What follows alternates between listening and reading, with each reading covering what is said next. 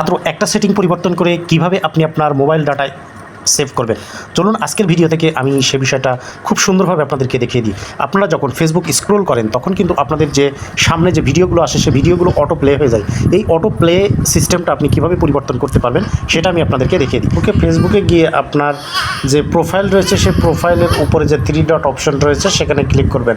Just এখান থেকে আপনি সেটিংয়ে চলে যাবেন। সেটিংয়ে গিয়ে সেটিং থেকে আপনাকে যেতে হবে মিডিয়াতে।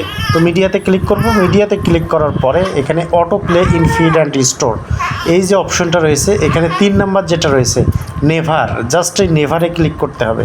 নেভারে ক্লিক করলেই কিন্তু আপনার কাজটা শেষ। এখনই আপনি যখন আপনার ফেসবুকে ঢুকবেন তখন কিন্তু এর সামনে যে ভিডিওগুলো আছে সে ভিডিওগুলো আপনার সামনে শো করবে, বাট প্লে হবে না। আপনার মোবাইলের ডাটাটা সেভ করতে পারবেন। আজকের ভিডিওটা এই পর্যন্ত। ভিডিওটা ভালো লাগলে অবশ্যই আমার চ্যানেলটিকে সাবস্ক্রাইব করে দেবেন এবং যারা ফেসবুক থেকে দেখবেন পেজটিকে ফলো দিয়ে রাখবেন। আল্লাহ হাফেজ।